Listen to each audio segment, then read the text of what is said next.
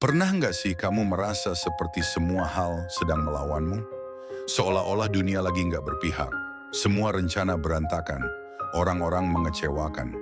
Bahkan yang biasanya kamu andalkan, tiba-tiba berubah dingin. Rasanya pengen menyerah. Kalau kamu pernah atau sedang di fase itu, kamu nggak sendiri. Dan hari ini, kita bakal ngobrol tentang bagaimana caranya tetap tenang, bahkan saat dunia terasa seperti musuhmu sendiri. Sadari, kamu tidak sendiri. Pernah nggak kamu merasa seperti satu-satunya orang yang sedang jatuh? Dunia seakan berjalan normal untuk orang lain. Sosial media penuh senyuman. Teman-temanmu terlihat bahagia, sibuk dengan pencapaian mereka. Sementara kamu, bangun tidur saja sudah berat. Rasanya seperti kamu sendirian di tengah keramaian. Kalau kamu merasa seperti itu, aku ingin kamu dengar ini baik-baik. Kamu tidak sendiri. Apa yang kamu rasakan, putus asa, kehilangan arah, kecewa, sedih tanpa sebab, semua itu adalah bagian dari pengalaman manusia yang paling jujur. Dan meskipun kamu mungkin nggak melihatnya secara langsung, ada jauh lebih banyak orang yang merasakan hal yang sama, diam-diam, dalam keheningan mereka sendiri. Mereka juga menahan tangis di kamar, tersenyum palsu di depan umum, dan mencoba sekuat tenaga agar terlihat baik-baik saja. Tapi kenyataannya, banyak dari kita yang sedang berjuang, hanya saja perjuangan itu tidak selalu terlihat. Kita sering tertipu dengan ilusi kebahagiaan orang lain. Kita lupa bahwa media sosial, cerita-cerita sukses, atau pencapaian orang lain hanyalah sebagian kecil dari hidup mereka. Kita jarang tahu apa yang sebenarnya mereka lalui di balik layar. Dan saat kita membandingkan diri dengan ilusi itu, kita jadi merasa gagal. Padahal kita hanya tidak melihat sisi gelap mereka. Jadi jangan merasa aneh karena kamu sedang rapuh. Jangan merasa salah karena kamu tidak sekuat yang kamu harapkan. Bahkan manusia yang paling terlihat tangguh pun pernah menangis diam-diam dalam gelap.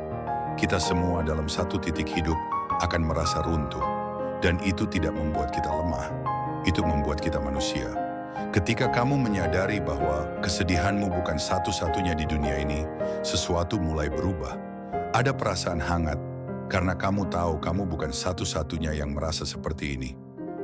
Ada orang lain di luar sana, bahkan yang tidak kamu kenal, yang mungkin sedang menangis untuk alasan yang mirip. Kita semua sedang bertumbuh, dan pertumbuhan itu tidak selalu indah. Jadi untuk saat ini, tenanglah sebentar. Tarik napas dalam. Peluk dirimu sendiri secara perlahan. Ingatkan dirimu, aku tidak sendiri, aku tidak aneh. Aku sedang mengalami masa sulit, dan itu sangat manusiawi. Dan dengan kesadaran itu, kamu akan punya pijakan pertama untuk bangkit. Berhenti melawan, mulai menerima. Kita semua pernah berada di titik di mana hidup terasa tidak adil. Rasanya seperti semua yang kita bangun perlahan runtuh satu persatu. Di saat seperti itu, reaksi pertama kita biasanya adalah bertanya, kenapa ini terjadi padaku? Atau apa yang salah dengan aku? Kita mulai melawan keadaan. Kita ingin semuanya cepat kembali normal.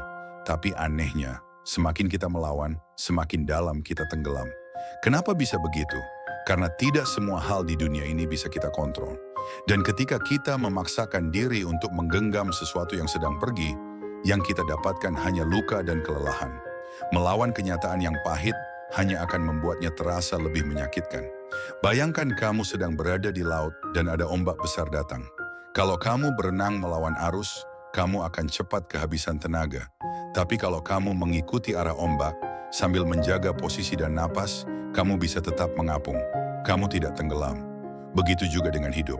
Kadang untuk tetap bertahan, kita harus berhenti melawan dan mulai menerima. Penerimaan bukan berarti menyerah. Ini penting. Banyak orang mengira kalau kita menerima keadaan, artinya kita pasrah dan tidak mau berjuang. Padahal justru sebaliknya. Menerima adalah bentuk kedewasaan. Kita tidak lagi menyangkal apa yang sedang terjadi. Kita berkata pada diri sendiri, ini memang sedang terjadi. Aku tidak suka, tapi ini kenyataannya. Dan dari sana kita bisa mulai menyusun langkah dengan kepala yang lebih tenang dan hati yang tidak lagi penuh amarah. Penerimaan memberi ruang bagi kita untuk bernapas. Ia membebaskan kita dari tekanan yang kita ciptakan sendiri. Sebab seringkali Penderitaan kita bukan berasal dari masalahnya sendiri, tapi dari penolakan kita terhadap kenyataan itu. Kita ingin hal-hal terjadi sesuai keinginan kita, dan ketika tidak terjadi, kita merasa dihukum. Padahal mungkin hidup hanya sedang mengarahkan kita ke tempat yang lain. Ada kekuatan dalam ketenangan, dan ketenangan itu muncul saat kita bisa berkata, "Aku sedang dalam masa sulit, tapi aku tahu ini bukan akhir dari segalanya." Kita mungkin belum punya semua jawaban sekarang, tapi kita punya pilihan untuk duduk, menerima, dan bernapas sebentar, bukannya terus berlari dari rasa sakit.